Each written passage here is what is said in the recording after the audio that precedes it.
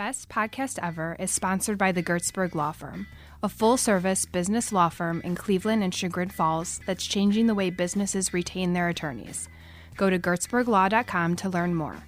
While you're there, check out Cover My Six, a complete legal audit of the 6 areas that most often create or prevent business lawsuits and government investigations. Go to covermysix.com to learn how we keep you safe. Enjoy the show. Ladies and gentlemen, you're about to listen to the best podcast ever recorded. The only mistake that you can make is quitting. Right. You just have to keep your feet moving. Why, hello, Molly Gebler. Hi, Alex Gertzberg. I'm very busy trying to find your Snapchat to see if I could add you as a friend, but... Yeah, I'm... my girl Tiffany got me on Snapchat. One. Drink. And today's drink word will be Tiffany. You know what did you know that you can see people's snaps, I'm using air quotes here, all over the world? Where they are and everything too, No, right? there's a map on there. Yeah. And you can just, so like, you know how we're going to Argentina? Yeah. So we decided over the weekend we were going to see what people do in Argentina that they are uploading. Come on, man. Quit, Dude, I'm getting turn there. your thing off. I have to tell my family I'm going into the podcast. They'll worry about me if I don't. Let's go already.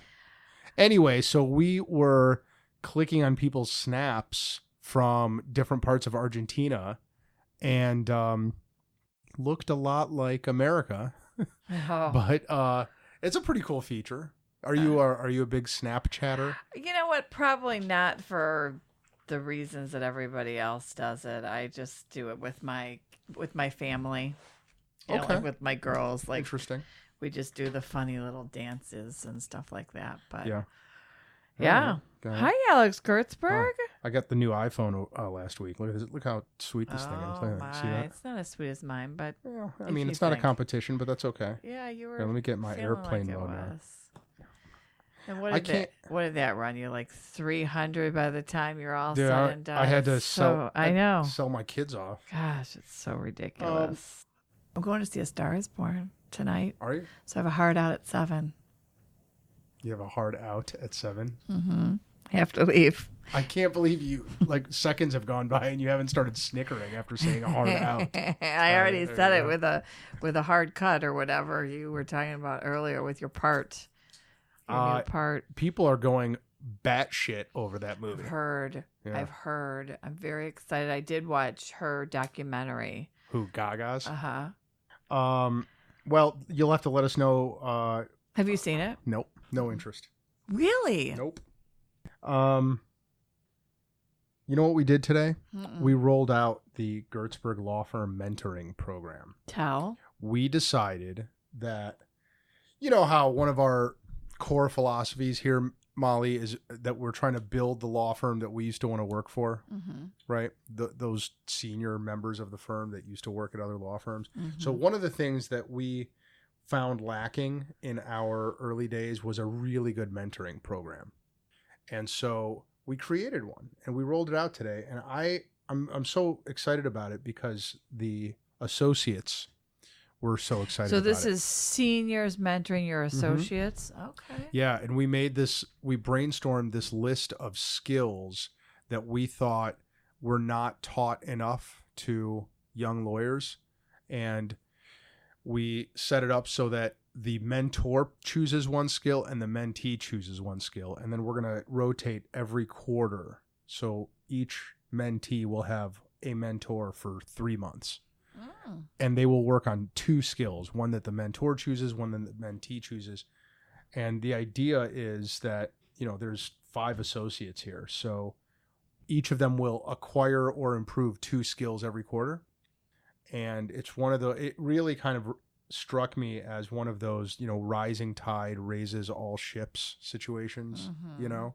Mm-hmm. So yeah, I'm really excited about it. It got rolled out today and everyone's abuzz with it here at the Gertzberg Law Firm. So you said you have 4 associates. 5. And then 5. Mhm. And then how many seniors, as you call them? 5. Okay. Yeah, matched up perfectly. Exciting. Yeah, it's going to be pretty cool. You don't do anything like that at the chamber, obviously. There's only two I of you mentor there. Jess mentors me. And then the next month, same thing. I will say this, folks listening at home, if you are a leader in a business that has some number of juniors there, although it doesn't have to be junior people. Everyone has their own thing that they're really good at. You know what we ought to do, Molly? We ought to have a mentor program for local businesses, because there's a lot of solos out there. Like, you're actually a really good example. There's only two of you there. There's only so much learning. You know, I'm going to pick on Jess here, right? Jess is obviously brilliant and awesome, but the mentoring that she's getting is from you, and you are busting your butt working on things, right? It's all on the job training for her. So there's a limit to how much skill acquisition she's getting. It'd be interesting to have business owners mentoring other business owners in Chagrin or anywhere.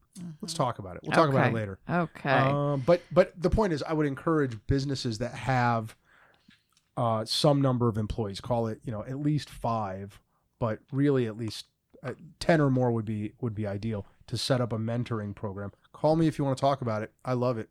I love it. I love it. You know what I don't love? Tell me. The hand cream I used today. Why? What's wrong? I don't like the smell of it. It's kind of, Smells coconutty a little bit. I don't know. I'm just not liking it. Won't rub off. Why don't you go wash your hands? I don't have time for that because we have a big guest. We do have a big guest. And we need to get Let's talk prepared for him. about Mr. Steve Crandall is in the house coming up shortly here. Now, you've known Steve longer than I have. I have.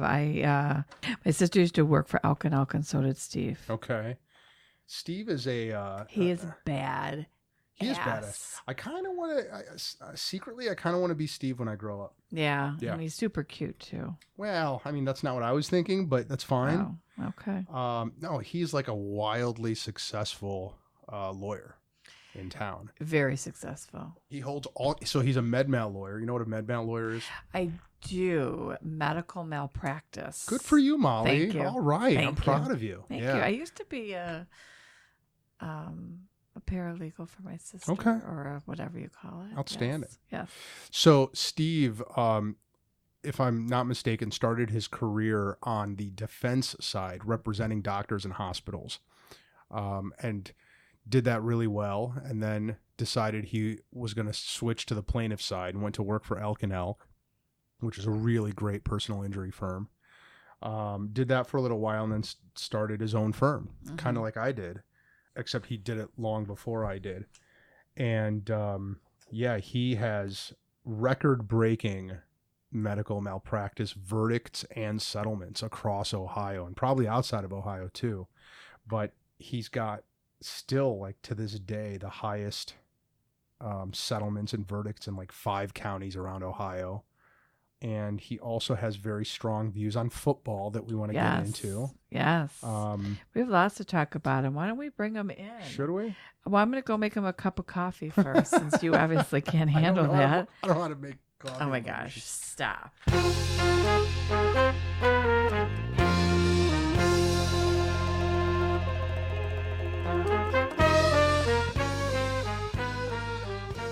It occurred to me just now that I am sitting here at the table with 2 certainly future, but potentially even current power brokers in the village of Chagrin Falls. You guys are powerful people. I certainly love this one comment from Steve that he dreams to be the mayor someday. Yeah.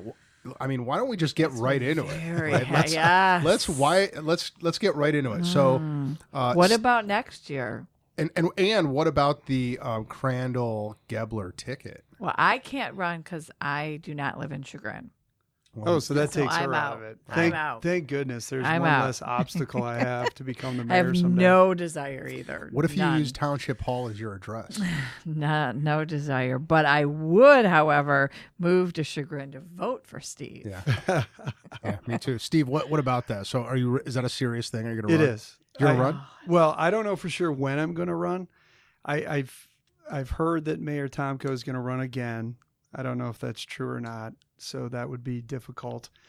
And then I was always concerned that Carl Marsh would run because he's so popular and he works so hard. Mm-hmm. So I would never want to run against Carl. So I guess I'm going to wait and see what happens. Do you think Carl would run against Tomko? No, I don't. Mm-hmm. So, that's a possibility. And then, who knows? I'm only 50, so I could do it. And obviously time is a factor. But I see a lot of things in the village that I think I'd like to change or at least contribute to making better. Like what? For instance, I think that there's a fascination with the people who come and visit Chagrin rather than the people who live in Chagrin. Mm-hmm. And I think it needs to start with the people in Chagrin. Do the people who live in Chagrin feel neglected? Or do you obviously feel that they're being neglected? I do. I think in today's day and age and how small our community is, for example, we could use Old City Hall for meetings that occur every couple of months to find out exactly what the people in the village feel about a certain topic. Now, when you say Old City Hall, do you mean Township Hall? Yes, I do. I'm sorry, Township Hall. Okay. Your headquarters, Molly. Yes. We would love to host tons of things in there. For example, so you put something out quickly on Facebook that any small business owner on a certain day, come there and let's talk. Let's talk about the issues that are concerning you. Let's talk about how to solve them. We could have the same thing that people, for citizens who live in the village. The parking issue, a lot of issues come up that need to be addressed. And we're such a small village. Let's get together and talk about it. Government's supposed to serve the businesses and the people of that village. So I think that's one thing I would do for sure. Is that, let me play devil's advocate here. And I, by the way, work in the village, but do not live in it. So they have had those meetings. And I know Tomko probably would respond to Steve and say, we've had it and just a few people attend. And, or I think that's a product. I'm sorry, but that's a product of making sure you advertise that and get the right things going. I think there's interest in our community. All you have to do is look at Village Block Club on Facebook. Well, why don't you just say that the topic will be the pumpkin roll and you'll get everybody to come? Could be. Could be. Well, we appreciate. I think a lot of us would be fine with the pumpkin roll. Let me throw something at you, right? So I happen to know that in the Kenston community, there was so much chatter on the Facebook page, on the Parents of Kenston page, that the school board had to listen. They couldn't ignore it. And so they started creating more platforms and setting aside more, because they were bitching so much. There was so much sort of vitriol, and it was actually getting out of hand and distracting. But is it something that you can just say, all right, listen, Tomko, you're not going to do it. We're going to do it. Right. And we're going to do it at Township Hall or at the Gertzberg Law Firm, wherever, it doesn't matter. And we're going to start talking. And my advice to you is send a rep, show up, because you're going to want to hear what we have to say. Is that an option? Or I think it is. I've thought about it, and I think it would be a great idea. I'm sure the mayor would come. I don't know him very well, but he's doing a good job. But I just think there's some things out there. For example, I think whoever lives in the village should be able to park for free in the village. Ooh, I think it would encourage them to shop local and stay local. And I think that it would, if you don't walk down in the village, which I do a lot, and you have to take your car down, I think you should be able to park for free and run errands and do the things that you need to do. And it'd be a simple. Easy. That's one little label on your exactly. car. You could have a label to give those individuals to come into town and stay down there. The other idea I have, I think there's a lot of complaints about jaywalking, about some of the issues that go on, cell phone usage. There are many communities who have trained and enlisted volunteer police force. So those are individuals that go through a program, a 40-hour program. They're volunteer. They're not paid, but they're there to enforce some of the things that go on Main Street that everyone sees every day, but it just is really unchecked. Cell phone Somebody use. Said they actually like the jaywalkers because it slows down. Like people are conscious of people jumping out, so they slow down during their drive through the village. Yeah, I don't know, but I'll tell you one area where the village is totally militant is the parking meter collections. True. My goodness. Only when True. it comes to the quarter ones. I'm pretty sure that guy has like a drone and he can see me Yeah. wherever I park. When Only in the goodness. the coin ones. Well, where else would he? Well, the whole main street's 2 hours. There's no coin. There's no Yeah, he meters. doesn't. He's not going to remember. North Franklin's 3 now.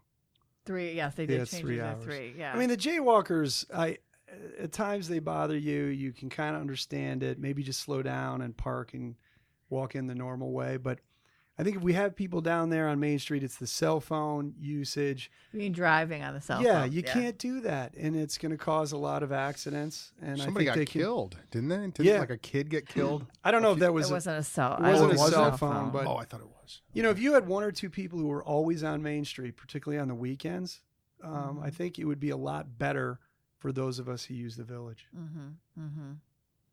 Yeah, and that is, I know that the police are starting to ticket for that more because we have changed to there used to be a secondary offense. Now you Right. can be pulled over for that. Right. Our crack research team, Steve, quoted you as saying, "Don't you think it's ironic that many in our small village want to keep things historic and have that small town 1950s feel, but then they don't act like we did in the 1950s?" What did you mean by that? Wow. Okay. Let's get the race running right Wow. now. Yeah. So now, my wife and I bought a house here in the village, and we worked with the government to allow whatever they'd like us to do with that existing house. It was historic. It was built in the 1850s. Ultimately, they did a study, and they said it was not feasible to restore. So we knocked that house down and built a new house. Now, that is a flash fire of criticism. And the thing that I notice is that people are incredibly willing to criticize your home, the color of your home, the size of your home. They call it a McMansion, for example. And that's all really rude stuff. Mm-hmm. I can't imagine if someone overheard me sitting at YT talking about how small someone's house was or how I didn't like their color. So are these people in government, or are you talking about just No, like... just people in the community. Well, both, Although really. I've heard McMansion mentioned Yeah. at council meetings. Yes, they before, have. for And I think sure. that's very wrong. McMansion is a derogatory term. So what I mean by that is if you go back to the 1950s, people didn't think about being that rude. Mm-hmm. They would never think about making fun of the size of your home, whether it's too large or too small. They would never think of saying they didn't like the color of your home or the shrubs in front of your home or the style of your home. Or the name of your business, which was a current smash on Village Block recently. Somebody that a new Correct. business that it was just horrible. The Yeah. things A that bit- they were saying. A bit of skirt. A bit of And skirt. she's just an amazing woman, and it just Yeah. that Village So- Block is just toxic. So I would say, like in the 1950s, Alex, if you made fun of my house, what do you think would probably happen? We would duel on Main Yeah. Street. Yeah, I'd knock on your door, you'd open it up, and probably not so great things would happen. Now, I'm not saying that that's what we do today, but it just is crazy to me that people want to go back in time and keep things historic, but they don't have the manners that we used to have. Wow, Yeah. And that's that's important. a great So statement. that's what That's you meant. important. I was wondering, so you clarified that. I was wondering what you meant by that. But that really brings up a whole nother concept that I'd love to get your take on, because, and this will be a good segue into what you do, right? As time has gone on, I have forced myself to develop a much thicker skin over things that people write about me or say about me. And it is one of the hardest things because I was not born to have a thick skin. I really take things really personally, especially if it's something that I care about, like how I run this law firm, right? How I treat my employees. It is something that I lose sleep over. If people attack my character or the character of this law firm, I take it really, really personally. And I feel like it is a byproduct of anonymity in social media and how faster gossip travels now compared to how it used to. And so when you said just now that we don't have the manners that we used to as a society, boy, I just don't know. I think that's a one-way street, man. I really do. I don't think that we're going to get any more polite. The question is, are we supposed to do, like, I cannot develop a thick enough skin. It still like traumatizes me when I hear. But that's what they want, especially on the social media. My husband got into it recently on Village Block with someone who was bad-mouthing Conrad's, and he said the same thing. I just had to stick up for. I said, no, you don't. Because that's what that person wants you to do. He wants you to get all crazy, and you know your business. You don't need to stick up for your business. And the sometimes silence is the most, in my opinion. My mother always taught us, if you don't have anything nice to say, you just don't say it. And that is, there are people on social media, that's what they do. They poke. They're pokers. They're trolls. Yeah. Well, but so let me turn the question back to you, Steve, right? Because do you have a thicker skin than me? You must. I got to believe that you do, because I'm really thin-skinned. And B, is the wish that we have more manners the way we did in the 50s, right? Is that fleeting? I don't think it's fleeting. I think we can get it back. I think you can lead by example. Like what your mom said, you try, I think if there's some things that you have to say that are negative, keep them in your house. Do I talk to my wife about them? Of course I do. Do I gossip about it outside of your own home? I don't. And so I do think we can take it back and we can lead by example. In terms of whether I have a thick skin, I do, but it took time. I really think as you get older and you go through things and you get knocked on your butt and, you go through life experiences, it takes you a while. There was a long time where I said things didn't bother me when they did. But I think when you get to that point where you've picked that group of people that really matter, and truthfully, it doesn't matter outside that, it's a feeling of freedom. It's really a sense of freedom, and you can just concentrate on the important things. Yeah. Yeah. What I've found helps me, I guess to your point, Molly, is sitting on it. And my biggest problem was I fought I fought every single fight. Yeah. I was always reacting. And what has helped me is just hitting the pause button for at least a couple days. And a couple times what I've done successfully is writing the response, but not hitting send. I read that Abraham Lincoln used to do that. On his computer? Yeah, he was like, he had the first personal computer. I guess. Because he had the team of rivals. He had all the people who, he ran against and who were constantly character assassinating him. So whenever any of them did that, he would write a letter to them and not send it. And burn it or something. Yeah. But you can't. It is, and I'm the first one to say I am a self-proclaimed Facebook whore. I mean, I'm always on it, but never in a negative way, ever. And if you can find it, feel free to send it to me, because that's true. It is not what it's for. It was for connection and sharing things. And that's why, if we could get back to using it what it's for, it's very powerful. Yeah. But it is, my husband and I had this very long conversation. I said I could name the people on Village Block by name through every post. They're always there. They're always the negative, whether they agree with it or not. They're just doing it to goat you. Now, I do like to tease on social media, as Molly knows. I don't think teasing is being mean, but I do like to joke and laugh on social media. But I think you're right. There are people who feel much more comfortable, typing things out and hitting send because that person's not right in front of them. Yeah. Oh, for sure. So you do see a lot of that on social media, and it's unfortunate. Well, with the pumpkin roll, for instance, we searched for negative people, for people to come on and give their feeling. We contacted the people that were blasting it on Facebook, and nobody wanted to. No kidding. Oh, yeah. I think we got one, but nobody wanted to actually be. So it's really easy to be behind a computer. So I was going to use this conversation as a segue into other misconceptions. Into law? Oh. Yeah, well, misconceptions, including those that people have about med mal lawyers, right? Yeah. But then we'd have to get off this topic. And there's one other question that I have about this topic that our crack research team discovered. And that is this quote from Steve. I think Molly Gebler is one of the most important people in our village over the last few years. And it is not, and this is the part I want to ask about, it is not because of what most people think. What did you mean by that, Steve? Well, I think most people believe that she has made very famous the lobster salad down in Italian. That is what I thought. I have made that very famous. And that, although that is a significant achievement in our village, that's not the sole reason why she's one of the most important people here in the village. What is the reason that she's one of the most important people in the village in your mind? And then I'll tell you what I think. Yeah. So before Molly, I didn't even know the Chamber of Commerce existed. So what she did was take an organization that I'm sure did nice things, but wasn't very visible.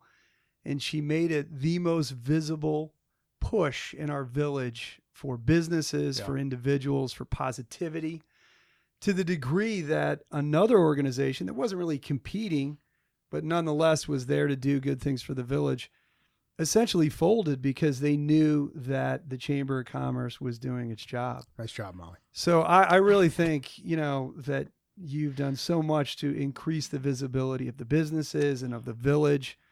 And, I marvel sometimes when I look at how many different things you're promoting in a given day, let alone week. So I truly, I feel that you've done a lot for the village. You are one of the most important people out there. Your 20's in the mail. So I agree with all that, but I would add one tag to that, and that is that Molly, and this is one of the reasons why I think we're on episode 65 or whatever number we're on now, is that I really admire people who can actually manifest their ideas in actions. Right. Instead of just being a dreamer. Yeah, exactly. We're just talking about it. And I mean, you look at that calendar of events on the Chamber's website, or just look at, there's no way that anyone would ever think that there is a 2-person staff in that Chamber office secreting all of these activities. Right. But the fact is, it takes that muscle in your brain and it has to be really well developed to say, okay, this isn't just an idea. Here's what needs to happen. These 5 to 10 things need to happen. Jess, you do these 3. I'm going to do these. I'm going to call Alex or somebody else or Steve to do these other things. And it just keeps rolling out, and that's so. This is like a Molly love fest. I love it. Yeah, we love you, Molly. Oh, you guys are sweet. Very nice. Very nice. Thank you. Wait, can I just say one more thing about what I'd like to do if I'm elected mayor? Yes. That I think would be significant. We could do the whole show on this if you want to make the announcement right now. There's just one thing that I've never understood, and it's when people buy homes and there's this huge outcry of, we got to save that home. We got to save that home.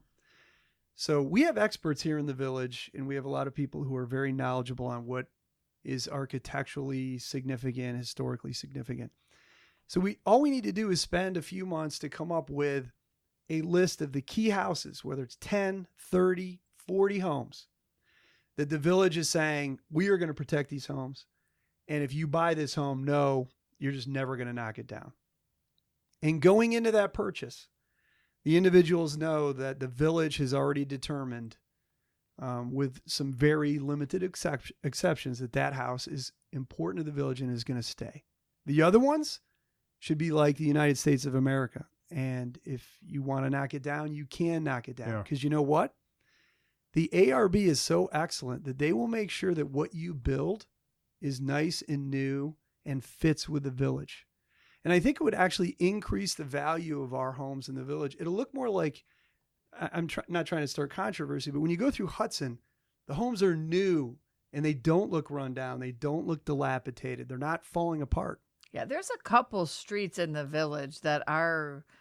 They're looking bad. Oh, yeah. Wait, so that's what you would do.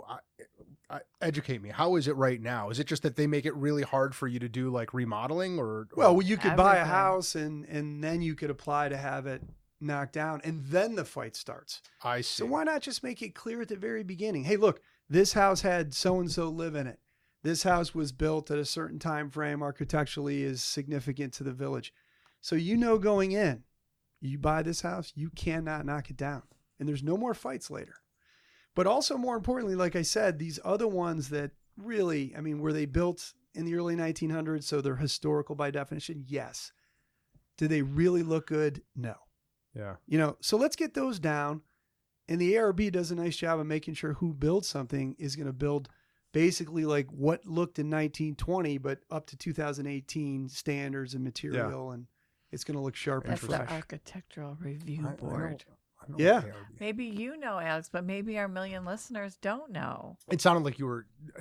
Thank you, Molly. I'm sorry. Yes. I should have done Yes. that as You a know, trial lawyer. we should don't have know. said That's okay. Architectural Review Board. Speaking of trial lawyers, what a great segue. Great segue. Great. What do you think the most common misconception? First of all, actually, why don't you tell us what you do, and then Sure. tell us what most people think that you do that you wish they didn't think. Okay. But I'm not going to talk too much about it because talking about being a lawyer can bore people. But I will say, Alex bores me all the time about that. yeah, only lawyers want to hear that stuff. So I'm a trial lawyer. So I try cases for a living. I will try anything you throw at me because I love being in front of a jury. But predominantly, I am a medical negligence lawyer, which is just a fancy way to say I sue doctors and hospitals on behalf of the patients. And for about 10 years, I defended doctors and hospitals. But for the last 17, I switched sides and I represent only the patient and the plaintiff. So not the most, I don't get invited to a lot of physicians' coffee parties. And Yeah, but you probably got to champagne take parties 10 around years here. of knowledge of working for the hospitals and the doctors and turn it around to be the benefit of a patient. For sure. And, what I want to stress, though, is that as a former defense lawyer, I know what is a valid case or not. And so I get somewhere between 350, 400 calls or emails a month, and we will take one or less of those Wow. each time. So each month. Because So we're very people picky. sue happy? No, I just think that when there's a bad outcome or something doesn't go the way they think it should go, they call, which is certainly fine. But I look at it as my job. I actually think that I'm doing the doctors a significant amount of work too, because I'm explaining to them, look, they weren't negligent. This is just a bad outcome, or this is a complication. They can do this 100 times. They really want to do well each and every time. Mm-hmm. But one or two times it's not going to turn out well. And that doesn't mean they were negligent. So I think I'm, they call attorneys counselors. I try to counsel them on why it's not a case so that they understand that, have some closure as to what happened, and they can move on. Very few times do I tell them that there's actually negligence in a case. Interesting. How many people do you have at your firm? We have 10 full-time employees. Here in Chagrin Falls, we have 3 paralegals, another attorney, Bobby Flint, and myself. And 340 calls a month. Who's doing all that intake for you? That's a lot of staying on the phone with people, telling them why. Yeah, they're not all phone calls. We get a lot of emails from other firms. Okay. It's really all of us. We have an intake attorney. She's an RNJD down in Dayton. She does a lot of it. Okay. I do a lot of it. The people in the office do a lot of it. Okay. And I agree. I don't want to bore our audience too much with trial lore and stories, but there's an aspect to what you do that fascinates me, not just because I'm also a lawyer, but because I know that you would be what I would consider to be a high performance trial lawyer, in the sense that you've put up some big numbers. You try a lot of cases. I know lots of trial lawyers where trial really shouldn't be in their name. Yeah, they're called Right. litigation attorneys. Right. Although I don't know, because litigators, like I wouldn't call. Here we go. No. Hold on. Did I hit on it? No, I no, think no, no. so. No, sensitive topic. I think for him? so. Well, yeah. We're gonna find out. No, I think that in general, like lawyers who predominantly defend don't call themselves trial lawyers. I They don't call know. themselves In litigators. medical negligence, the defense lawyers try more cases than I do. But I think the one thing that I've really feel that's misunderstood about trial lawyers, and I talk to my kids about this all the time. You could pretty much go through a day and, use a product or eat a food, some type of food, and you won't really realize what trial lawyers did to change all that. Like you can get in your car and you just think things operate safely because those car companies, wanted it to be that way. Absolutely not. Those cars are safe because when they made mistakes, we made them pay dearly in the pocketbook. Right. And only then did they change things like airbags from killing people. Yeah, I'm reminded about 10 or 15 years ago that everyone made fun of a lawyer down in Miami who sued McDonald's because their food was not healthy. It was like a running joke about how could someone do that? Just stop eating the food if it's not good for you. Look what's happened in the last 15 years about different fatty foods and labeling. Right. The oil changed, I think, didn't it? Completely changed because people made it apparent that they were producing very unhealthy foods and selling it to the American public. So I think people make fun of trial lawyers, but we've really made everything that you use daily safer and better for you because of the cases we brought. What different, aside from the results that you've provided, how do you distinguish yourself and your firm from other trial lawyers? I would say, and I really hesitate, and you're a veteran, I know, I hesitate in using a war analogy, but I would say there's a lot of firms out there who advertise, who ask for cases. I liken them to like the Army, the Navy, the Air Force. My firm is like the Special Forces. Like if this is a really significant case, and there's going to be thousands and thousands of pages of records, where they may have changed records, or they may have gone in the computer and changed things. We're the ones who come in and absolutely uncover all of that and then make people pay dearly. So we don't have a whole lot of cases. I have 15 active files that I've actually filed. Now I have more that I'm investigating, but only 15 families I'm representing. So when they need something, they call me, I pick up. It's those types of major cases that we handle, not car accidents. So I kind of hope I never have to call you. I mean, for that anyway. True. Right? True. Because then something bad. Is there any one case that you did that, because you were talking about things change after, that you're proud of, that you can say that, my stamp is on that, or this is different because of? Yeah. Now I said I handle medical negligence, but the biggest case I ever handled was a tragedy in 2012 where an Ohio State University student who just got there as a freshman, honor student, he got run over by a dump truck while he was going in between classes in the middle of the day. Well, it turned out that the construction sites at Ohio State University were not adequately safeguarded. Kids were walking where trucks were just driving across sidewalks. And he lived, but his life obviously has been changed forever. And just last weekend, someone brought their high schooler to visit OSU, and they knew about the case, and they said, "Hey, I saw a construction site, and they had this, and this in terms of safety for these students." And how many lives you may have saved since then. Absolutely. The fact they were, doing things that way was shocking to me. So there's some exciting cases I've been part of. I actually sent one to John Grisham to see if he wanted to turn it into a novel. Ooh. And it was a really neat verdict that I had a few years ago. But surprisingly, he said he comes up with his own material and he doesn't want to borrow anything. He responded, though.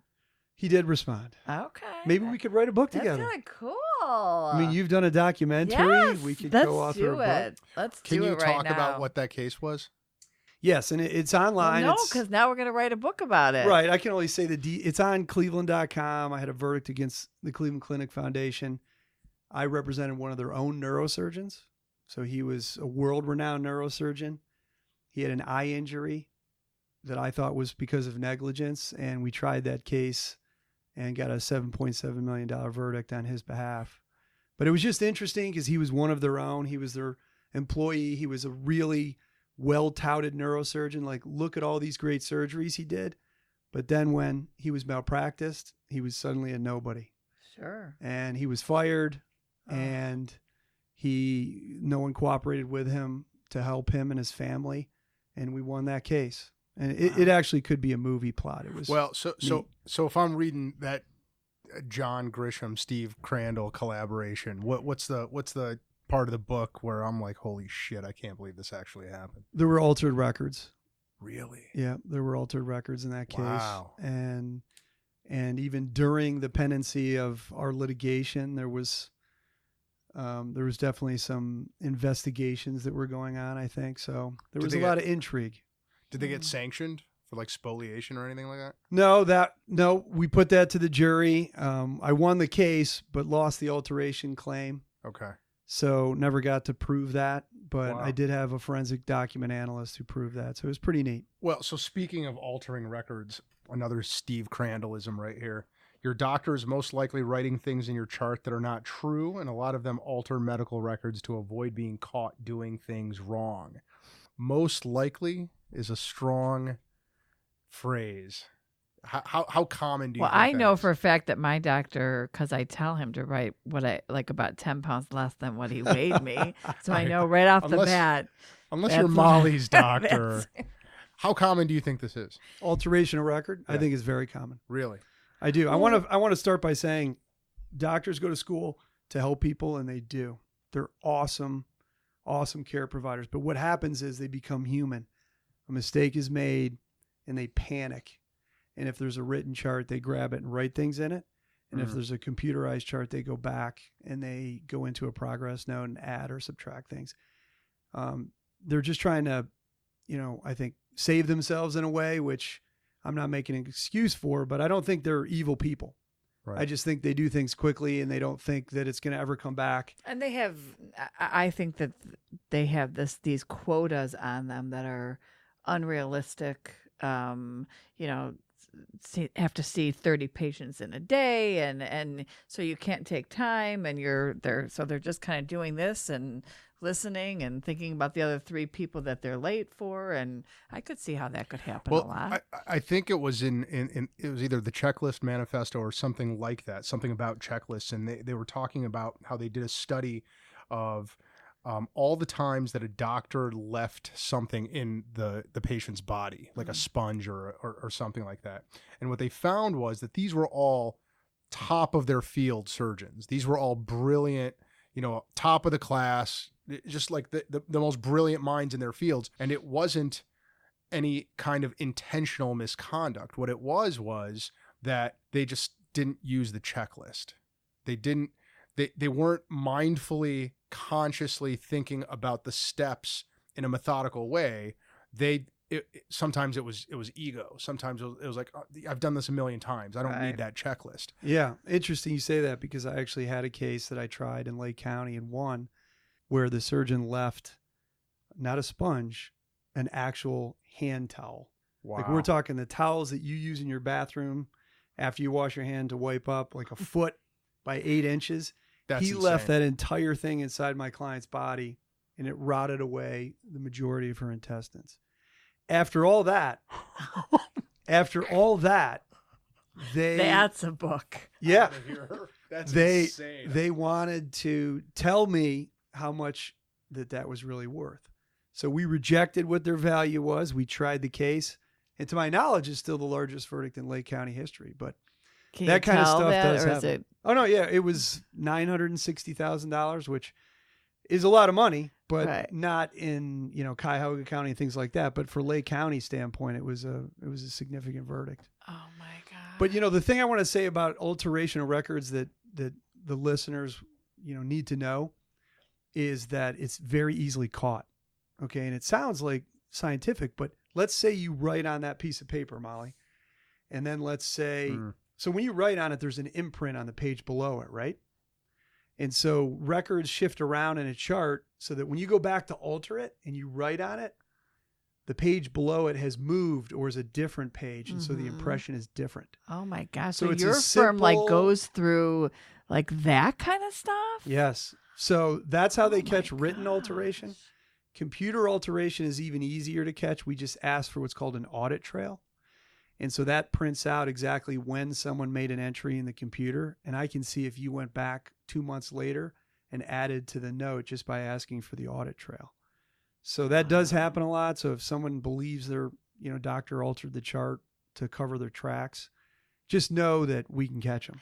Can you hire like lay people? Like, can I work for you? Just going through records, just seeing doing the pencil thing where you go like that and the imprint comes up. Yeah. Can that just be normal people? Sure. I mean, one of the ways I learned how physicians alter charts is because I was a defense lawyer. Right. There was many, many times that I knew that my client had altered the chart. And of course, I'm duty bound not to tell the other side. and the plaintiff's lawyer wasn't smart enough to figure it out. But Right. I knew it, and my client my admitted it to me, but it just never came out.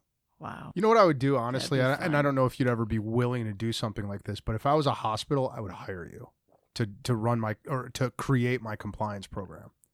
Would you ever do anything like that? I would. I would enjoy. I loved being on the defense, and I think doctors are great, and I would be glad to help, prevent any of those types of situations. The thing of it is, and I know that you know the guys I'm talking about, but you're not the first person to go to switch from doing defense to plaintiff's work. But there are guys that I know that did a detour at the Cleveland Clinic first or at University Hospital and worked in-house there as in-house counsel. And then they said, forget this. I'm going to go and do plaintiff's work.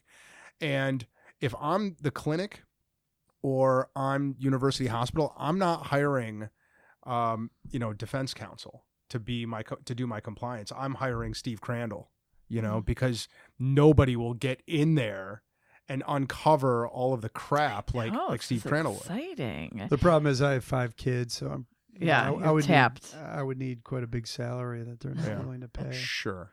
Well, they could pay it in salary or they could pay it in damages. I mean, it's one or the other. Remager, you started there?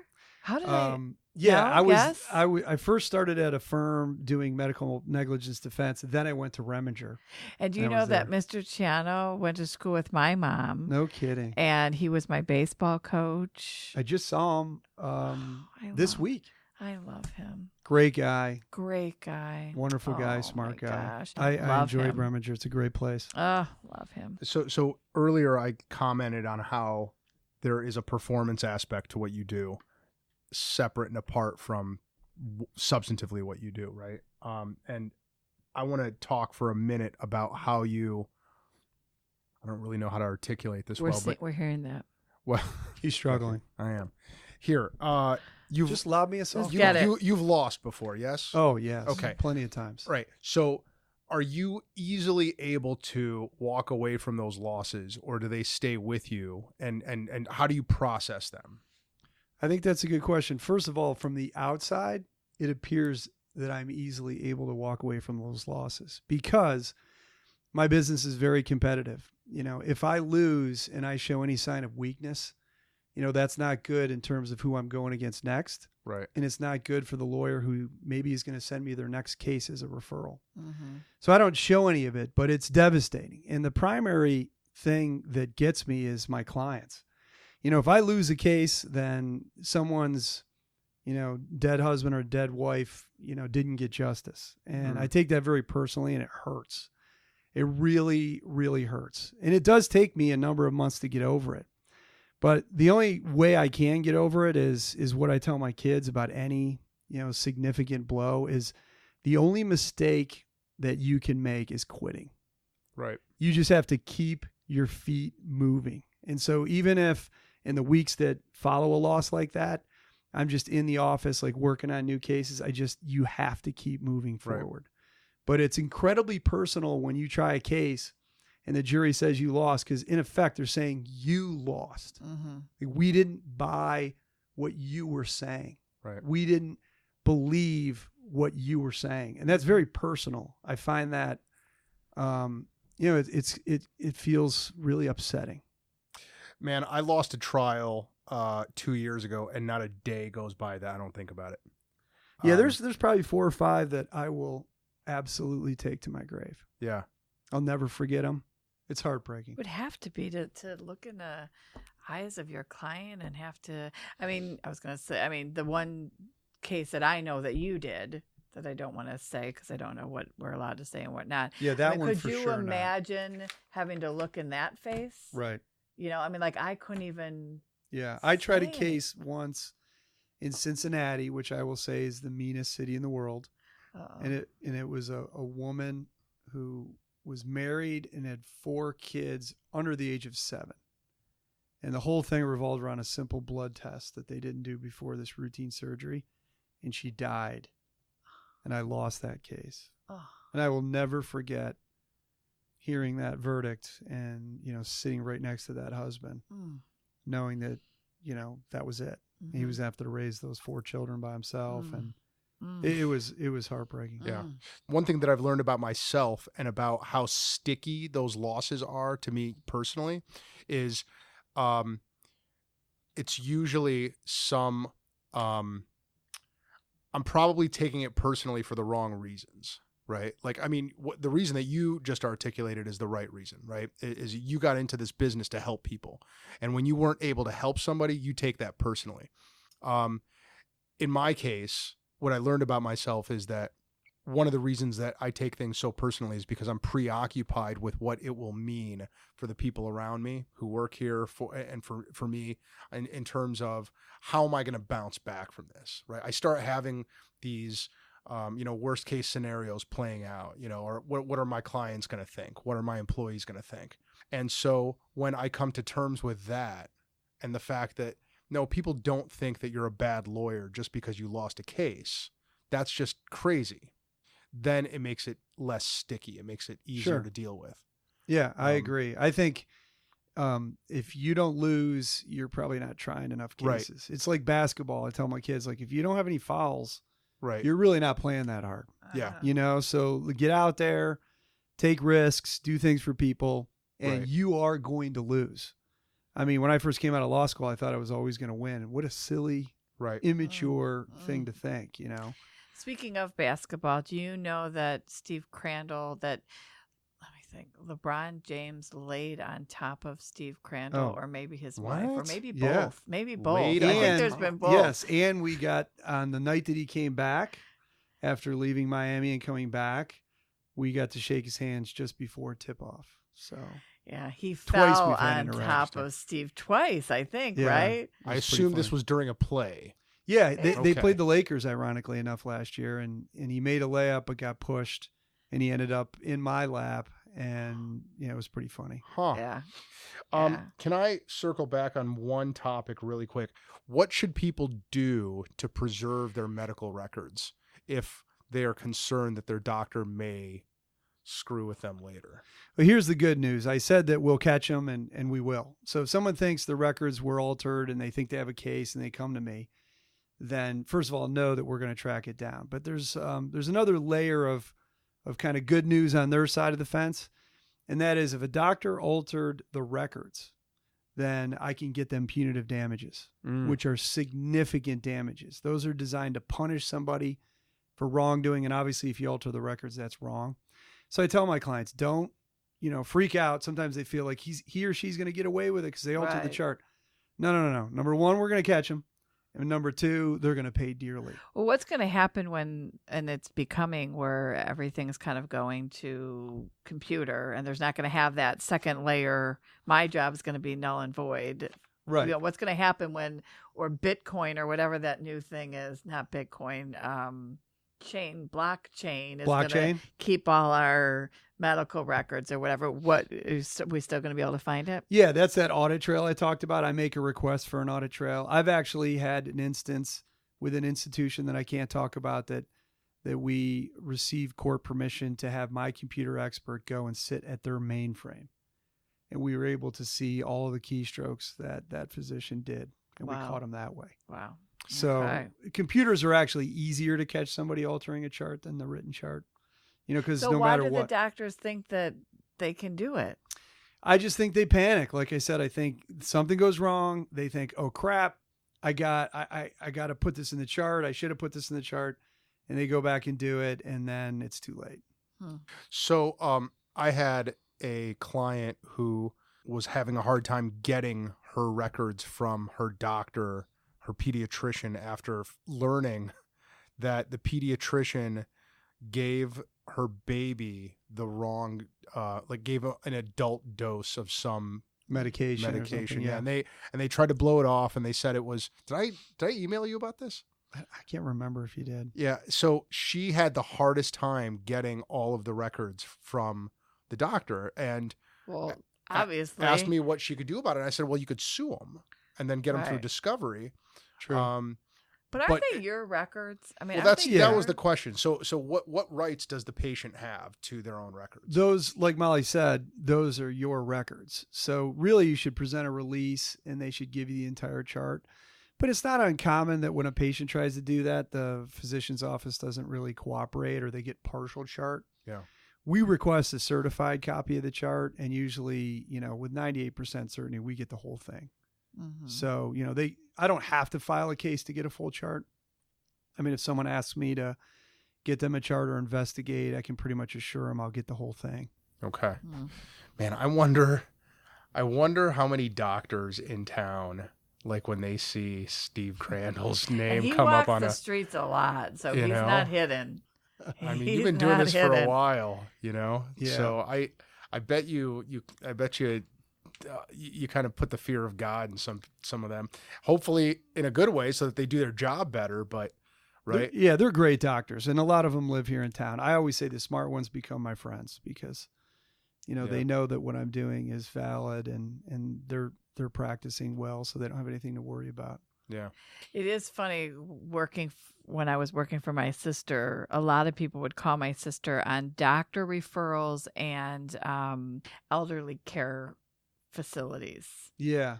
They would call and say, now, have you ever had any cases on so-and-so or so-and-so? Yeah, I get a lot of those calls. I'm People sure. ask, have you heard about so-and-so? And I give them what I know. What you know. So what you do know is you don't like football. Well, I love football. I love watching football. So it's a difficult thing, but I will say this. I've learned that football absolutely causes brain damage, particularly in kids. Have I made a virtual connection between you and Zoltan? No. Have you talked to Zoltan? No, I have not. Okay, well, I need to do that. Okay. Because he has that helmet. Yes. He was one of our podcast guests. He's a great guy. Yeah. I mean, I haven't looked into it, but I would just tell you, I'm not sure that a helmet can stop the damage that occurs to someone's brain. It is the same as he took the same for the car. What did it call? Like the pressure when your car gets hit Yeah. But he did say that that he has a hard time getting it in because it's not cool. Probably so. The coaches don't think it looks cool because you have to wear Right. it outside your helmet, Right. not inside your helmet. But you would take it further, right? You not only wouldn't let your own kids play, but you don't think kids should be playing football. Absolutely not. Not today. It's I will make an analogy to cigarette smoking in a lot of ways. Okay, when they made cigarettes, when they first manufactured them, no one knew that they caused cancer, right? So everyone was doing it. When I was growing up, that was football. I don't know why we didn't think it caused brain damage, but we just didn't. Evidence came out that cigarettes caused cancer, and it took decades for our society to accept it. Some people still don't accept it, which is crazy to me. Yeah. But that's football, okay? And it's also like cigarettes in that every single time your child is in a play, think of it as they're smoking a cigarette that's bad for their brain. Because the misconception is that you need a concussion to cause brain damage. That's absolutely false. Even a single play in practice is cell by cell causing brain damage to your child. So I think if enough parents realized every single play was a cigarette, they'd probably pull their kids out. And Man, I'm my kids played and they don't anymore, and I'm glad that they don't. my boys were never allowed to play. They weren't happy with me, but I think now that the evidence is coming out, But they have survived, and they They've made had it. friends, yes. and they had social lives, Yeah. and they got to. Well, but here, so play it out, right? So how do you get schools to listen to what you just said? I'm gonna go back to being a trial lawyer. I think that the NFL didn't pay almost $1 billion to the former players because they wanted to. They paid $1 billion because trial lawyers got together and said, we're going to sue you because you've known about brain damage for decades and you haven't shared it with the players. So they voluntarily settled. That's going to occur at the college and ultimately the high school level. I think that colleges and high schools are going to get sued for allowing football to go on when they know that it causes brain damage. And eventually they're either going to have to change the sport entirely, or they're just going to have to ban it. But I foresee within 15 years that no high school in America will be playing football as it currently is. As it currently is. Yeah. So let's use your analogy, right? People still smoke. The cigarette companies didn't go away, and there were decades of litigation, Right. that one would think would have bankrupted them by now, Right. But there's enough demand to keep buying those cigarettes to keep those companies in business despite all those verdicts. Yeah, but there's an addiction to that, whereas I think it'd be easier to stop football. Well, what I was going to say is you can't go in and buy cigarettes unless you're 18 years old. I think Right. that's the age, isn't it? 18, 20. Mhm. So I think that's the same thing with football. If you're 18, 19 and you want to play in college and you want to sign waivers, then, go ahead and do that. The pros, I'm sure 90% of the pros are smart enough to know that they're trading their brain for money for their families. If they want to do that, that's okay. What I'm talking about is kids under the age of 18 where their parents are making decisions for them that's going to affect their long-term health. I truly believe that in 10 or 15 years, when you sit down at the doctor's office to fill out your past history or your medical history, it's going to ask you if you played football. Yeah. Because it controls your behavior. It controls depression. Right. It has a significant factor on domestic violence, on alcoholism, on drug use. There's a lot of people out there that have CTE, that's brain damage from football, and it's affecting their jobs and their interpersonal relationships. Right. And people haven't connected those dots yet. See, I would agree with you that 10 to 15 years from now, there will be questions like that on medical exam questionnaires, and there will be probably insurance questions, right? The same way they ask if you've ever been a tobacco user, right? But where I think I would disagree with you on is just as so long as there's a demand and so long as there's a narrative, right? I mean, there's people out there who are absolutely convinced that there's no such thing as man-made climate change. I think that once you put together enough of a demand and couple that with good marketing and good narratives, right, then what you will have is a story that will justify continuing the problematic behavior. There probably will be they're not fail safes, but there will probably be some processes created.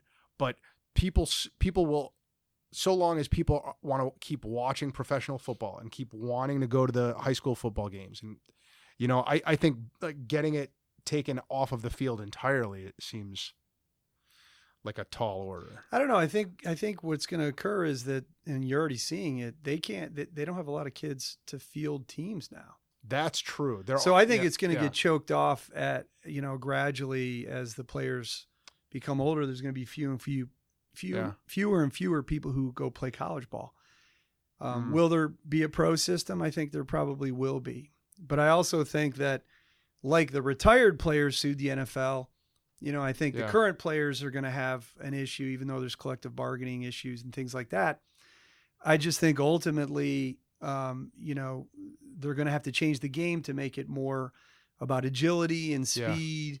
And, I'm not saying two-hand touch maybe, but, really, the problem I have with that helmet idea is back when they had leather helmets, there wasn't as much CTE because they didn't hit each other so hard. Right. Mm-hmm. It was more about the proper way to tackle somebody. Yeah. Things like that. It's when they started getting all this padding and they thought they could just, batter ram each other. That's really where CTE came about. I will say one other thing. It's mystifying to me. When you had a soccer ball, it causes just as much brain damage as football does. It's mind-boggling to me when I watch my daughter's varsity soccer that they still allow heading of the soccer ball. It's crazy. Yeah. Crazy to me. And I tell my daughter, do not head a soccer ball. I told her the only time you can head a soccer ball is if you're in the state championship, which they were 2 years ago. Other than that Crandall knows, don't be heading a soccer ball. Speaking of the Crandall children, there was a post not that long ago of Steve with one of his sons. It was like 6 a.m. You guys were working out together, And I just was so touched. But first of all, none of my children would wake up. Well, I wouldn't wake up at 6 in the morning, let's be honest. But I just thought that was the sweetest, that there he was at 6 a.m. working out with his dad. Yeah. Love that. It was Snap Fitness with Sam, my sophomore, Yes. and it was 5 a.m. actually. 5 a.m. Oh, my gosh. But my dad was just in town, my mom and dad, and my dad would get up at 5 to work out, and my bedroom was above the garage. So Chrissy would wake me up every morning. And I remember just saying to him, like, you are nuts. Like, what are you doing getting up and working out at 5 a.m.?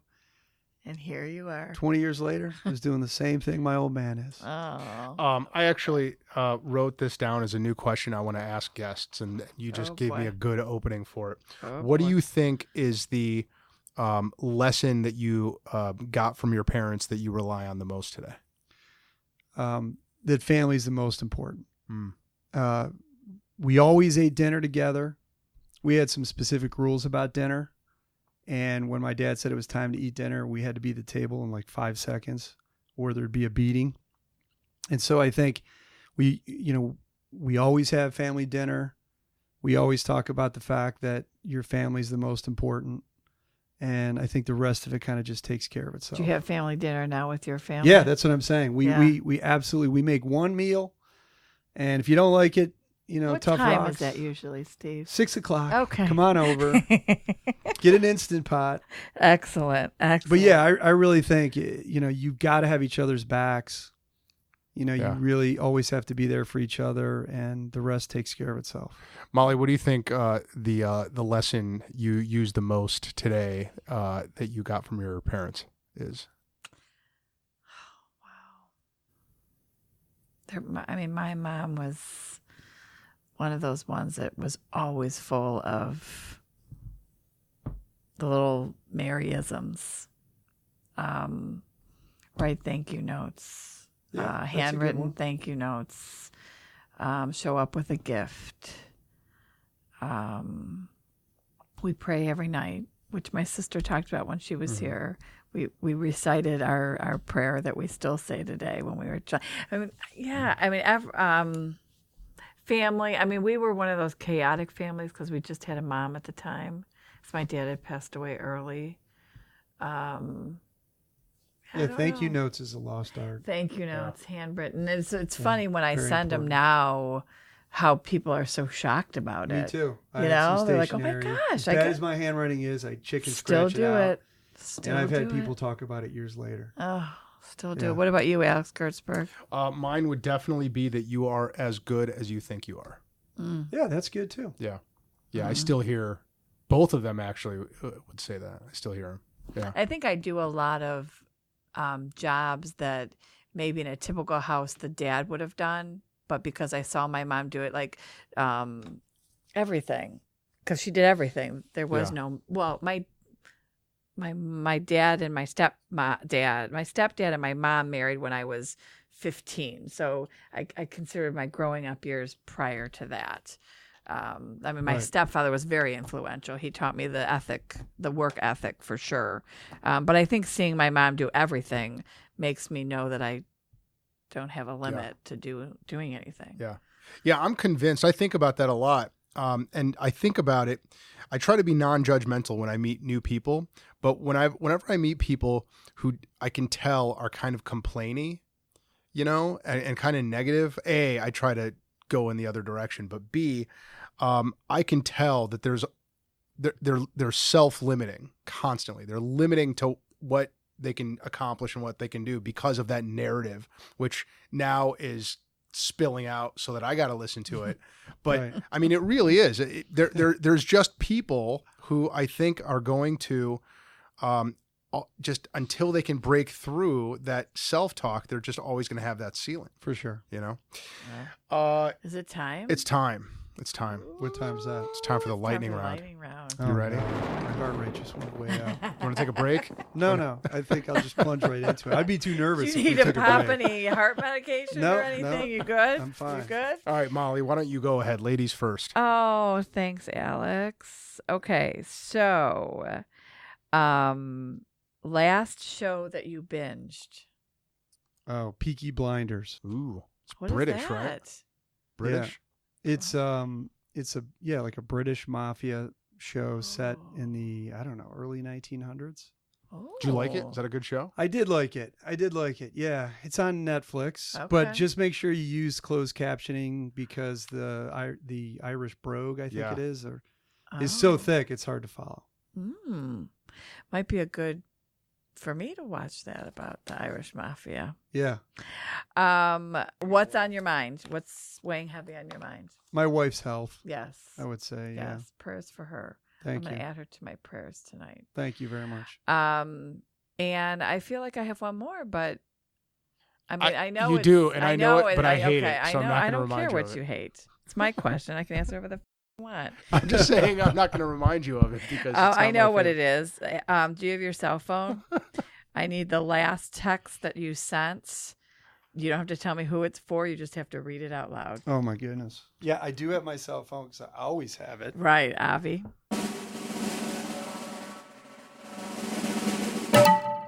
Well, it would be, so we have a family text, Oh, yes, of course. and it's And actually. do you have family texts that don't have certain families too? Well, so we have, when I say family text, like four kids because Brooklyn's too little. So all four kids and Rachel and I, but my oldest son is at Ohio University. So then we have a secondary one Yes. for kind of like the Chagrin deal. So we don't Make overwhelm him feel him. bad that he's not invited to Right. the dinner tonight. Yeah. So all I said was, "Ha, that's funny," because Rachel sent a really funny picture making fun of Jackson, who's at Ohio University. Okay. Alex, what do you got? Anything good? This is good because Nellie sent me a random "I love you" earlier, and I said thanks That's to a it. sister. That's a good sister Amber. Yeah, no, the last text was my sister giving me a thumbs up because we're going to go to see Star is Born tonight at 7:10. That seems like a good one. Mhm. Do you guys have a crush on Bradley Cooper too? Who doesn't? Bradley Yeah. Cooper stalked me when I was in New York City. I was at the U.S. Open and he was there. And then I went to a play that night and he was there. He was there too. Yeah. I said, Bradley, I'm married. Bradley, Right. I know you're listening to this. Give us a call. Yeah. I'll hook you up. I'll set you up with I Molly. mean- Poor John. Yeah, there could be arrangements. Okay. There could be arrangements. All right. Anything He else is there, Molly? delicious, and I hear he's wonderful in the film. I'm very excited. Have you seen it? No, but I want to see I it. hear it's Yeah. very exciting to, yeah. Oh, that's it. Thank you. Steve, you're on a desert island for a minimum of 3 months. Could be the rest of your life. You don't know. You may bring with you on this cruise ship that's about to crash any single musician's entire discography. Oh boy, I would pick the Beatles. Interesting. I think we somebody else did the other day, didn't they? I would pick the Beatles because there's so many great Lot- yeah. songs. Keep So you busy. yeah, and there's some upbeat stuff too. Yeah. What's your fave? I couldn't pick one out of the Beatles. There's just too many. The guitar. While my guitar gently. Oh yeah. Oh, It's a good one. that solo in that. John Lennon had like a milestone Sunday, like his either 5th birthday or death day or something like that. And at the Beachland, they invited all these local musicians to just play John Lennon songs all day. Mm. Yeah. Mm. Steve, same desert island, same shipwreck, same amount of time. You may bring with you any single author's entire bibliography.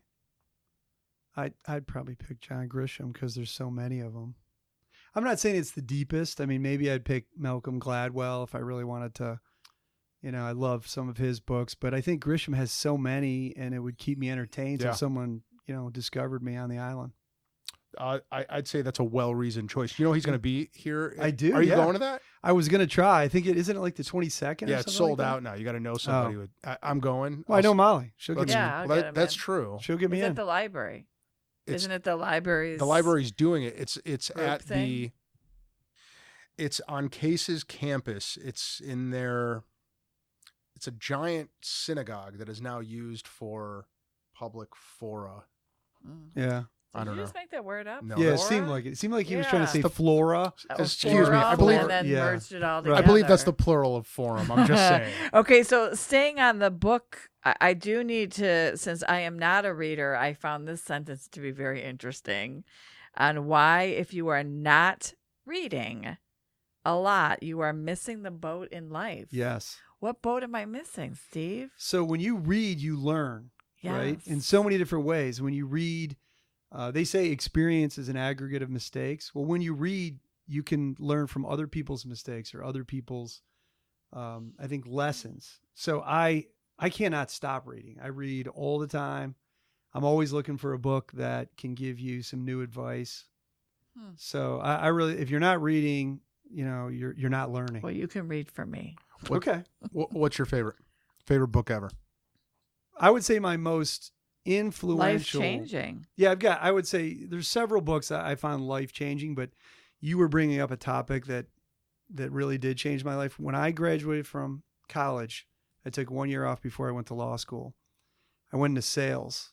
My sales manager gave me The Psychology of Winning by Dr. Dennis. I think it's Waitley or Waitley. Yeah. And I listened, it was tapes, but you can get the book. And that really is the essence of what kind of drives me. And that is, you're talking to yourself all the time, that little computer inside your mind. And what you're saying to yourself really is driving all of your feelings and emotions and your entire mood. Yep. And so if you talk to yourself in positive ways and, forward-looking ways, you're going to do well. The people that are struggling, they're caught in their own mind, and it's negative, and it's negative self-talk, and they're thinking of yesterday and what might happen tomorrow. You just got to live in the moment, be positive, and it can change your life. My inner voice is kind of cocky sometimes. That's fine. Mine is too. As long as it's not negative. Mine is too. No, it's cocky. Like, you can jump that. Yeah. It sounds silly and it sounds simple, but it can change people's lives. So I would say if I had to pick one book, it would be that book. Yeah. And what's the name of the book again?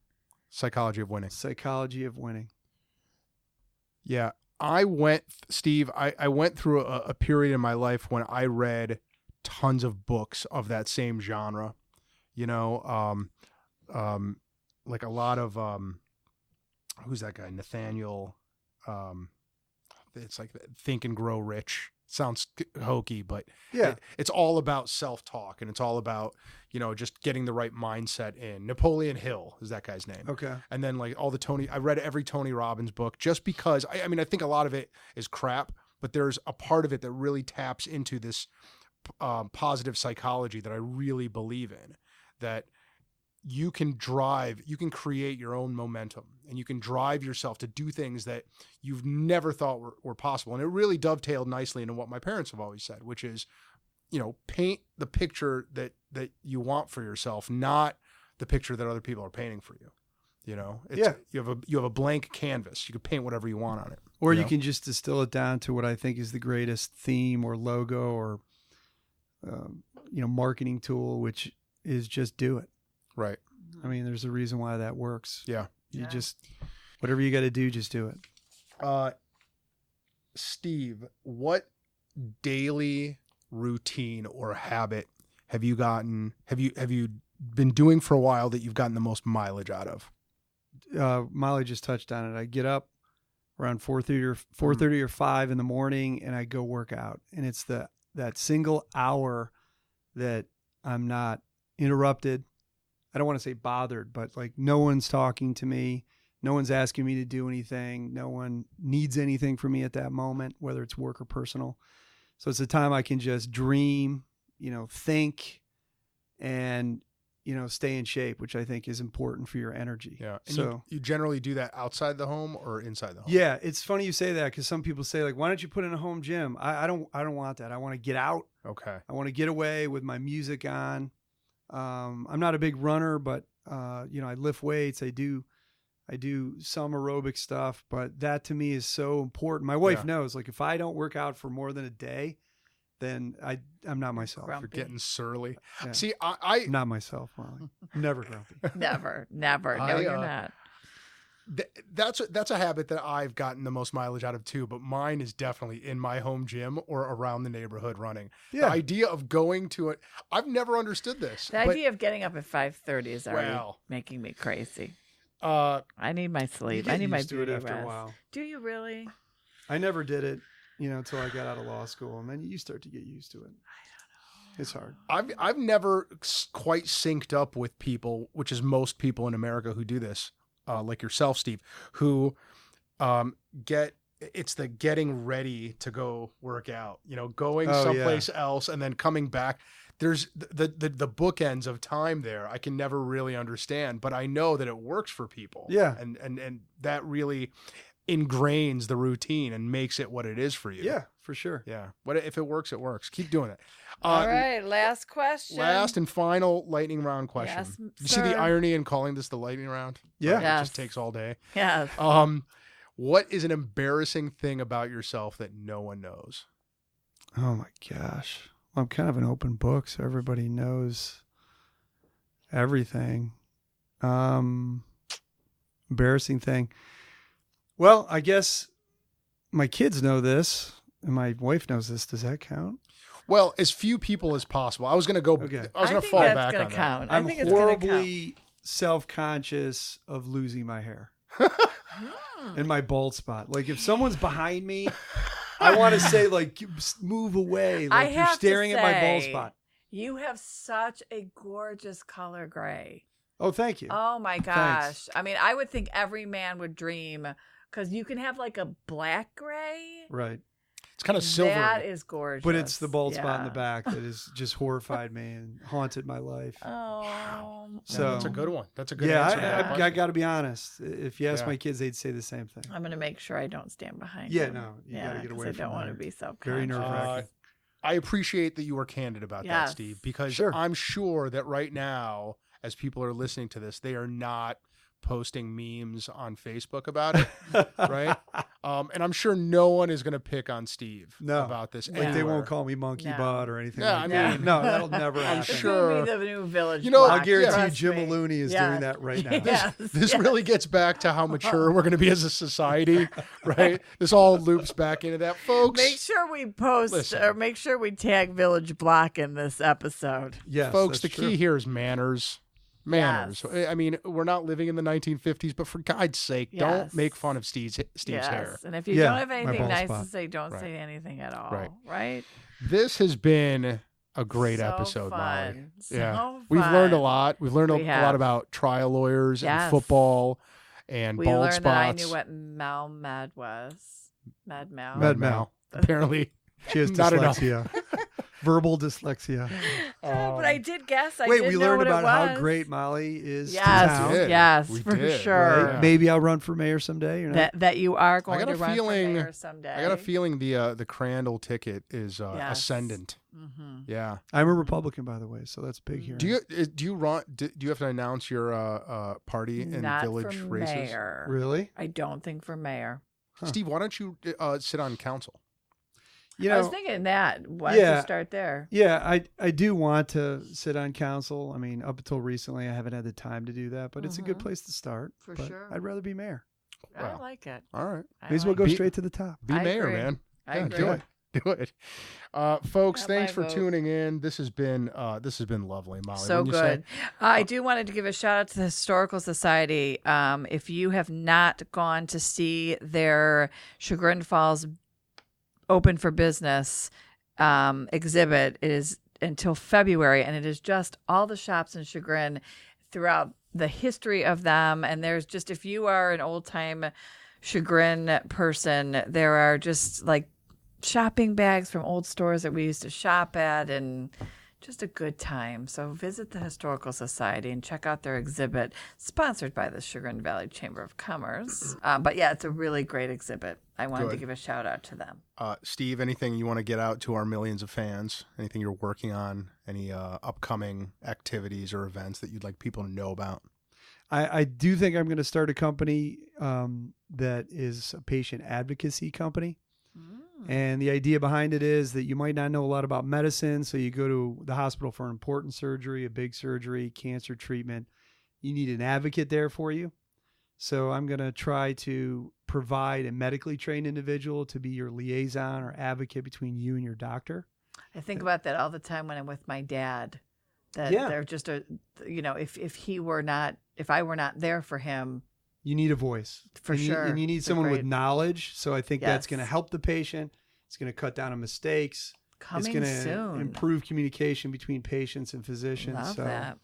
that's one of my ideas. Well, I'm keep working us on. posted on Yeah, that that so sounds we can awesome. get the word out. Alex, anything for you? So November 15th, our very own Meg Pawkin is going to be doing a talk on long-term care for your parents.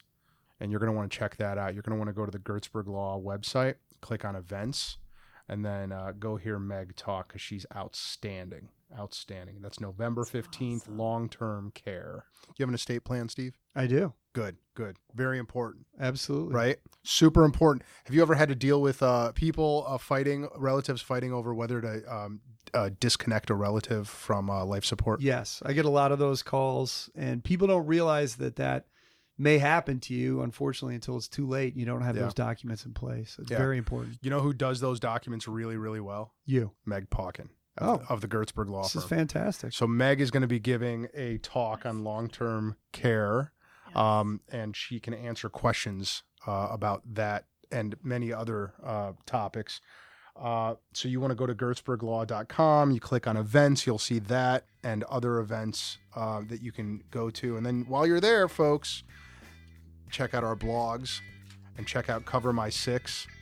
If you're a business owner, you definitely want to check that out. Thanks for tuning in. We will see you next time. Thanks, Steve. Thanks, Steve. Thanks for having me. See ya.